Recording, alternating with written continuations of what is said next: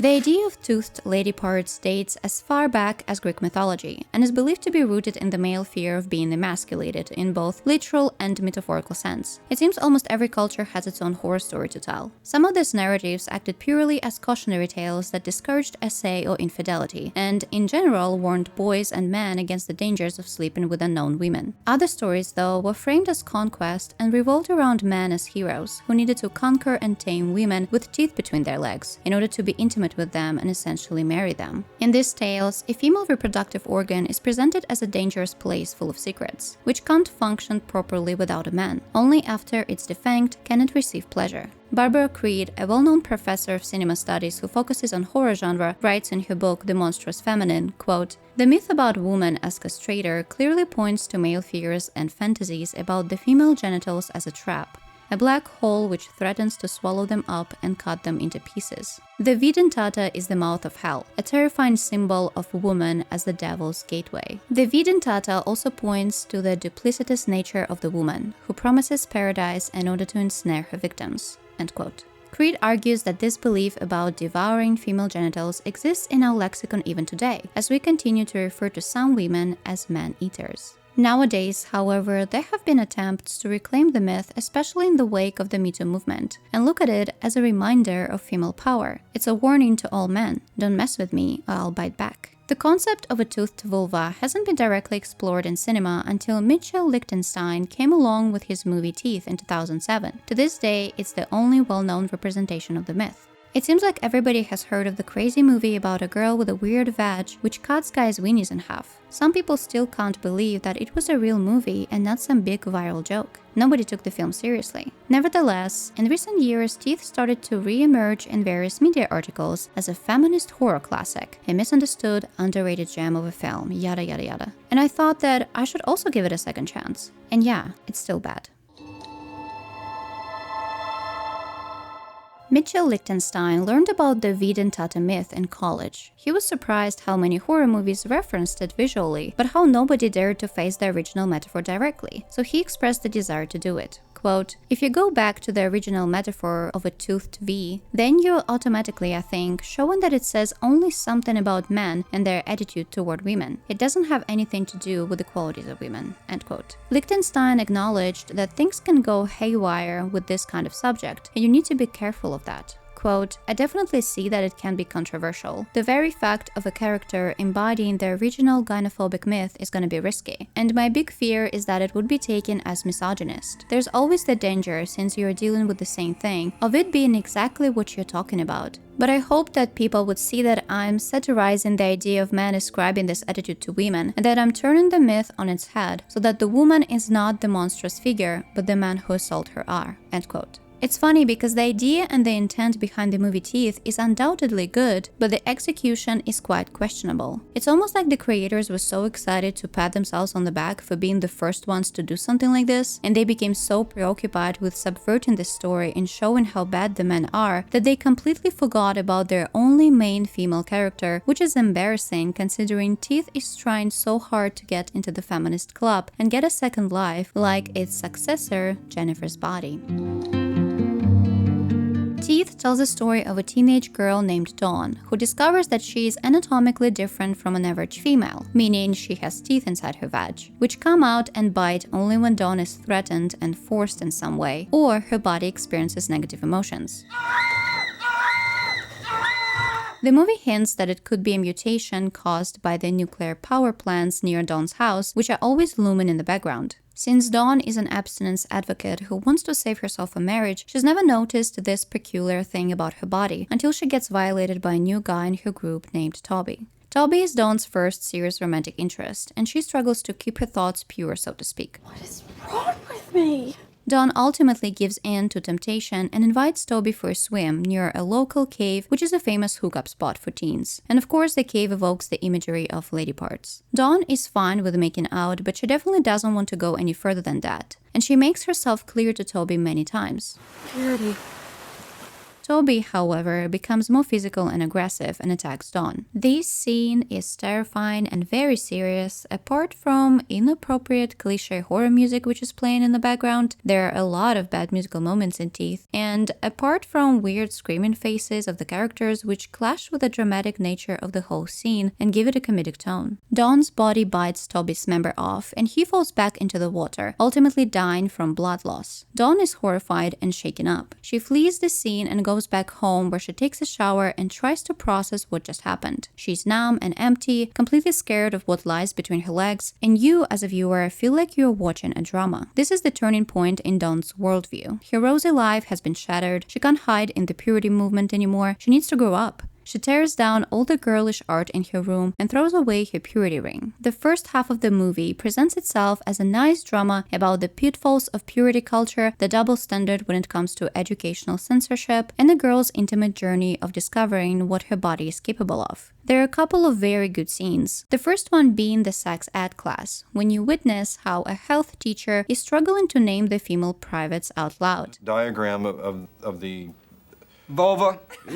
The students' textbooks have the diagram of male genitals, but the female ones are covered with a sticker. The movie is really trying to make its point about gender inequality here. It's not only boys who might be confused about the female reproductive system. Sadly, it's girls themselves. As a woman, you figure things out by yourself as you go through life. And Teeth could have focused on Dawn's experience with this, but unfortunately, it doesn't. The second scene, which is creatively done, is Dawn's speech at her purity ring group after she's violated.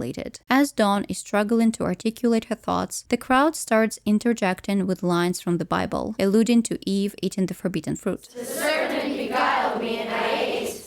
It's horror-like, it's ominous. Clearly, this moment represents the victim blaming that happens all too often in religious communities. It might also point to Dawn's own thoughts about herself. This episode is what finally pushes Dawn to get rid of her purity ring and reevaluate her beliefs. She even manages to peel off the sticker censoring the image of female privates in the textbook to finally learn what is between her legs. Her community didn't help her when she needed them the most, but they were okay with using her as a pawn to promote their ideas. It's a good step in Dawn's character development. Dawn has other things on her plate besides this though, and these things are handled in a very weird, rushed way, and this is because Teeth can't decide if it wants to be drama, horror, or satirical comedy. Dawn's family consists of her mother Kim, her stepfather Bill, and her stepbrother Brad. Dawn's mother is slowly dying from cancer, which was perhaps caused by the same mentioned before power plants. Dawn's stepfather appears to be the only good and caring man in Teeth's universe, and Dawn's stepbrother is the spawn of Satan. When they were little, Brad attempted to touch Dawn down there during the show me yours and I'll show you mine game. It didn't end well for Brad as he got the tip of his finger lacerated. This was the first account of Dawn's teeth protecting her. The event left its huge mark on both kids. To reclaim some control over her body and bury her own fears regarding it, Dawn went down the abstinence path. Brad also developed his version of vulvophobia, and now he refuses to have any veg intercourse with his girlfriend Melanie. He is very dismissive and downright abusive towards the women around him, except Dawn. He fears her due to the accident and at the same time lusts over her. Like every man in Teeth, he sees Dawn as a challenge. By sleeping with her, he can overcome his phobia and take back his masculinity. We all know who you've been saving yourself for. Brad despises his father and stepmother because they made Dawn his sister. He has his favorite dog, which he calls Mother, perhaps a replacement for his own biological mother since he trained it to protect him. As you can see, it's already quite a lot for Dawn's character to deal with. There are substantial conflicts to explore, but despite this being a Dawn story, the focus in the second part of the movie shifts from her to all the crappy men she encounters. Through her internet research, Dawn learns about the Dentata myth and that a hero is supposed to come, conquer her, and break her power. Mortified, she decides to visit a gynecologist who ends up violating her too. This scene is probably the worst for me because you can really tell how hard the creators are trying to force a laugh out of you despite the scene's eerie and serious beginning. The silly faces, the screams, the horrible horror music. The male gynecologist gets his fingers chopped off and Dawn once again runs away in terror. The biggest horror scene in the film for me is the gynecologist office, because that's what, that's real fear. You are there and you are helpless on a table. I understand that Dawn herself is fearful of her lady bits, and I believe it's a very interesting and realistic point to make. But for a movie that is claiming to be about female empowerment, it's a shame that you never see Dawn examining herself with the mirror or whatnot, or acknowledging the lady between her legs somehow. There's a scene that is trying to achieve this, and I will talk about it in a minute, but in general, Dawn never discovers self-pleasure, because the female pleasure in Teeth universe is tied to a man. It's ironic that the movie about vulvas shows no real vulvas. All you get to see is a black and white picture in the textbook. Teeth ends up perpetuating the things it wants to fight against. When Dawn comes home, she finds her mother unconscious on the floor. Brad didn't care to help his stepmother because he hates her and he was busy getting laid. While Dawn's mom is in the hospital, Dawn finds solace in her classmate Ryan, who gives her a sedative so she can calm down. Ryan had a huge potential to be a great male character. He becomes the first guy with whom Dawn doesn't show her teeth. However, the circumstances under which it happens leave a lot to be desired. You would think as a movie which prides itself on being a cautionary tale to guys about do's and don'ts of intimacy, Teeth would know the basics of consent. But no.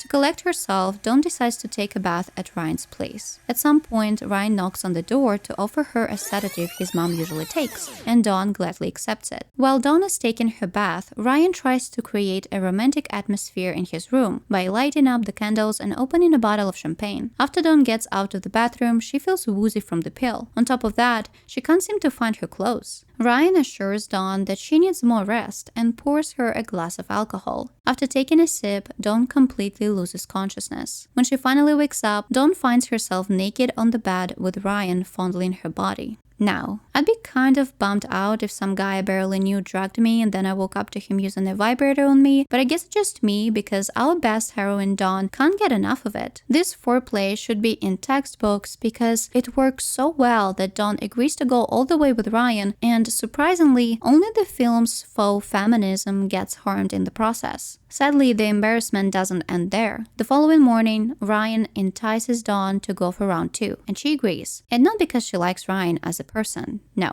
she just liked the toy. During their second sesh, Ryan gets a call from his friend, and this is how Dawn learns that she was simply a conquest to conquer. In anger, while still sitting on top of Ryan, Dawn's privates bite off his member. After this, Dawn leaves to go visit her mother in the hospital. I don't even know where to start with this whole mess. If the creators truly wanted to subvert the myth and make it about female power, why bring pills and alcohol into the mix? Why not make Dawn the initiator of her first intimate experience? Why not make her genuinely like the guy? I think the first male character, Toby, was the perfect candidate for Dawn's healthy romantic interest, who could have supported and respected her through all the hardships. There was so much build-up between these two, which unfortunately has gone to waste because the creators decided to shock the viewers and make Toby a horn dog. Mitchell Lichtenstein saw nothing wrong with the scene between Ryan and Dawn until some viewers started voicing their opinions. Quote, "I have since been schooled. At the time, I thought that because she knowingly accepted the sedative, she wasn't roofied, that the scene wasn't problematic. I didn't understand then that consent is key, even if despite not giving consent, she winds up enjoying the experience."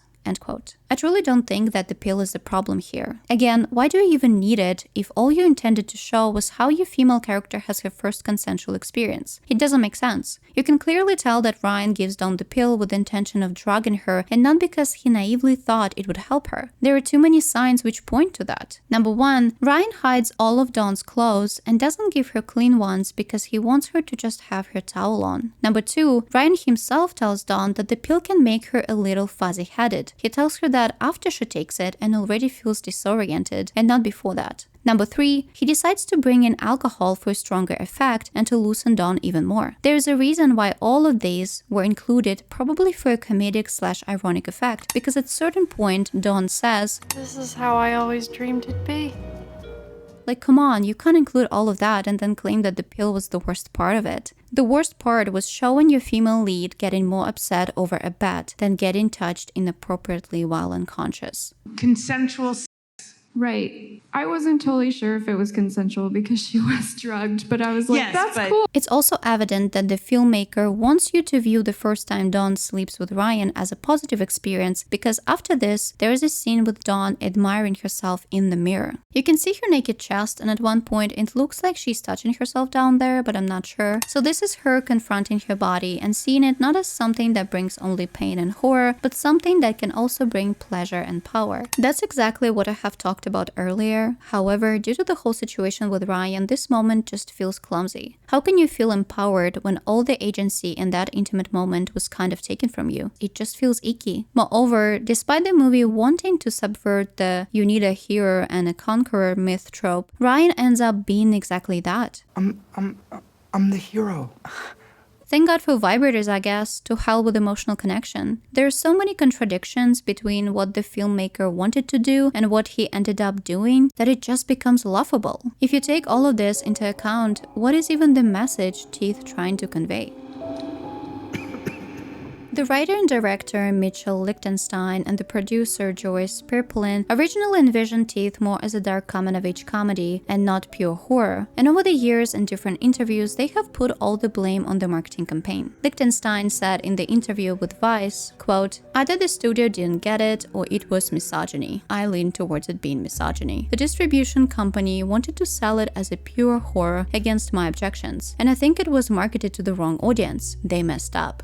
End quote. In the same interview, the original Teeth poster was presented, which features, as Vice writes, a tousled-looking relatable heroine. It correctly implies that Teeth is a comedy as much as a horror. End quote. The producers said that they wanted Dawn's character to have this cute kind of look, and this is the result. This poster is the epitome of 2000s horny teen cinema. Never in a million years would I think that I was the target audience for this movie. I actually really like the original poster with Dawn in the bathtub, and I think the marketing in fact helped the movie getting noticed. Teeth's almost non-existent humor is too weak to carry the whole movie. If the creators had stuck to horror, they wouldn't have confused their audience. Supposedly everybody's walking out of it and they never want to have sex again in their life. Oh, if that's true, that means they're not a good person. Upon reading the reviews about Teeth, I was surprised to see that some people thought it was a pro-abstinence movie. But actually, when you think about it more, you can definitely see it. The characters of Teeth don't really feel like real people. They have no depth to them, and it's almost like everybody exists just to get punished. Every guy who engages in sexual activity loses his genitals by the end of it. They are all presented as immoral jerks. Even if you take our lead character Dawn, as soon as she starts getting interested in the opposite gender, she discovers her curse, which is there to remind her that sex is bad. Her story is just getting essayed over and over again. Dawn has to live with this for the rest of her life, and she has to control her emotions in order not to harm her future partners in any way. The only normal, relatively happy people in Teeth's universe are Dawn's friends from her purity group, who practice abstinence while dating, so that's interesting. Obviously, Mitchell Lichtenstein didn't want people to look at his movie this way. On the contrary, he viewed Dawn's character as a superhero. Quote, "I always thought of Dawn's teeth as a superpower, and her journey with them follows the same arc as most superhero origin stories. First unaware that they have the power, then horrified by it, then learning its rules, then accepting it, and finally perhaps reveling in it."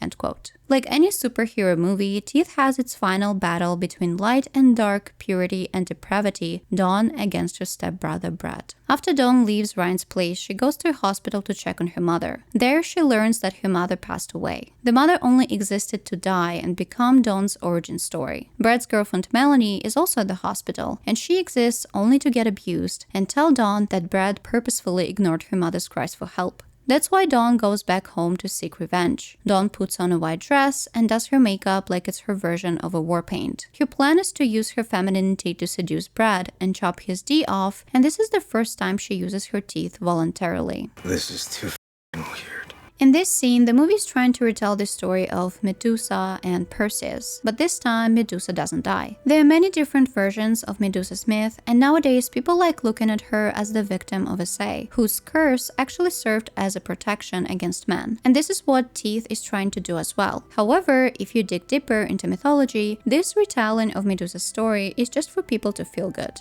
In earlier versions, Medusa is said to be born with snake hair and a petrifying gaze, and there is no mention of a Say. And in other versions, she's clearly punished for having intimacy, forced or not, and this punishment is meant to isolate her from anybody, not only men. And then she's killed by Perseus, who uses her body, her head, as a weapon. I agree, Medusa is a cool fictional character, but her story is just that, a tragic story, at least to me. Teeth ends with Dawn running away from home, even though she still has a good stepfather who cares about her, but whatever. Her mother is dead, and I guess the police might get involved soon, so she begins hitchhiking. An old man picks her up, and during the ride, Dawn falls asleep in her passenger seat. The old man eventually stops at a gas station, where he wakes Dawn up and asks her for a sexual favor. Only then will he open the door and let her go. Dawn gets very annoyed, rather than scared, as she's trying to open the car door. But then she remembers that she's no average woman. She turns to the old man and gives him a seductive smile. The end. The concept of teeth is a dead-end idea, and this is probably why nobody dared to do a story about a girl with teeth in her vag before, and even nowadays, because in order for this girl to use her ability or power, she has to get a say. And how many times can you put this poor character through that? Okay, it happens once. She learns she has that protection, and she also learns that when it's consensual, everything is fine. Okay, cool, the end. Good for her. Mitchell Lichtenstein, as I've mentioned before, saw Dawn's teeth as her superpower, and he had big plans to make Dawn's story into a series, which is crazy. Quote, "We'd love to make it into a TV series with Dawn as a Dexter-type avenging angel, but I don't think people are necessarily ready for it." End quote. I don't know in what world a woman would pick a superpower like this. I do hope people understand how it works. A thing has to go inside of you for you to bite it off with your teeth, and then half of it stays inside for some time. You have to take it out or it will eventually fall down, right? Why would any woman allow any stinky, wrinkly D to go in there? It's insane. And a say is not just a physical thing, so who on earth would be willing to go through it on a regular basis? I do believe that people can write whatever stories they want, but come on, only a person without a vag would think that this would be some cool shtick to have. And Teeth had a female producer behind it, which is bonkers. I would like to end this video with a quote from Alexandra Heller-Nicholas, a film critic and author who mentioned teeth in her book Are Revenge Films a Critical Study. She sums it up very well. Just because you're making a movie about the monstrous feminine doesn't give you a free pass into the feminist horror film canon. Teeth is a great concept for a film, but the final product feels less concerned about women and their bodies than it does about what women's bodies can do to men.